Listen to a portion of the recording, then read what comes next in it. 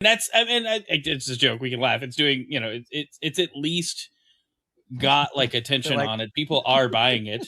Yeah. It's just Sony cannot keep having these failures with live service games, right? Like they can't keep canceling projects.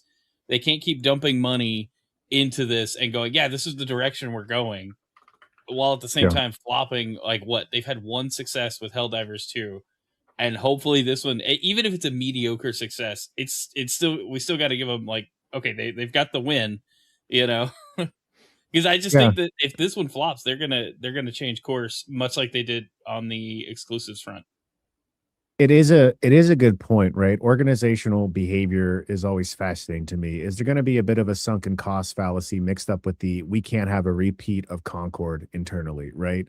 That's one of the things I think Sony's they were I don't blame them. I think they were smart for this past generation to look at the freaking cash cow that games of a service became.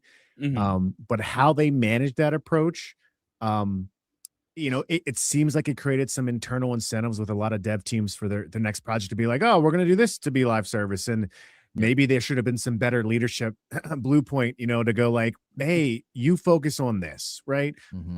But at the same time, I get why the company made that decision. So when you do have something that, let's say, this is Marathon, they go into the doctor and you say, you're doing okay, you could do better. Is that enough for them to say, let's keep with the course and see how this plays out? Like, I can't see them doing another Concord.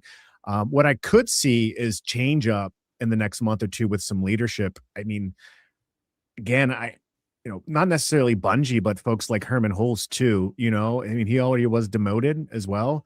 But yeah, I don't know. Again, I played it and frankly, I was confused by the UI, but to be fair, I was also confused by a lot of Bungie Destiny UI when I played the first two.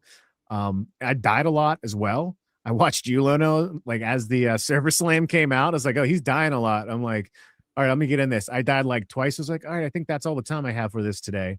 And then I've seen mixed reaction online, to which I don't put a ton of credence into. We've seen anecdotal comments as well from folks in our own Discord message too, from people that didn't like it and then are actually liking it as well, which again, totally anecdotal. We'll see. Again, the saving grace is everyone in there right now has paid. And at the same time, there's that sunken cost fallacy of like, well, I paid for this, I'm going to, give it a chance. Right. Maybe it's a little bit of an abusive relationship, but hey, do what you got to do. So I'm not sure if they're going to do much with PlayStation leadership, just given their boasting of great results. And I think ultimately that's probably all the C-suite executives and shareholders care. Like they're hitting record MAUs. They're having their console sell better than they expected because they didn't get to drop the price. Like internally, they didn't think they'd be where they are right now. So they're actually exceeding their own internal expectations. So Herman's probably safe for now. I think that's why Horizon Hunters Gathering is doing like public testing and beta, because he said they were going to do more quality checks. I think you're right. They don't want another Concord. I think the Horizon game could get canceled. I do. I think if they go through some of these betas and they just get really bad feedback and it's like, it's not going to go anywhere, I think they could kill it. I think that would have happened to Concord. If Concord would have not done that weird shrouded, like, we're going to show you a cinematic trailer and nothing for a year, if they would have put the game out early access into people's hands, they'd have been like, this is a non-starter in the market right now, and they'd have killed it. I wouldn't be surprised if, Blue Point's they had their live service game canceled before they were shut down. And then there was Ben Studios' live service game got canceled, and now they're shoving Horizon out and being like, hey, we want people to play this. I think that's what they're saying is we need to have these things more rigorously tested. The question now is, what are they going to do with Marathon and Bungie? Are they going to say, yo, this is not where it needed to be. This has cost a lot of money to bring to market. It's not yielding the results we want to see.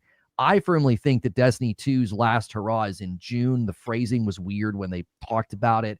I think they basically need to enter into a publishing deal with Sony to build Destiny 3, because the size of the studio, they're too big. I don't think you can justify their operational costs with Marathon based on early results. It's not going to generate the revenue to sustain a company this size. We know Destiny 2 isn't doing that. Destiny 2 numbers are way down. So I think that's what they got to do, is buckle down and build D3. And I don't think Marathon's going to go the distance. Somebody said, well, isn't that worth $40 if you get a year's worth of content? I mean, maybe if the player pool dries up and you can't really match fill with anybody and it feels like a ghost town, it doesn't really matter that the game's getting content for a year. That's my concern, is that your minimum viable player number is fast approaching it, with the current peak just not being very high.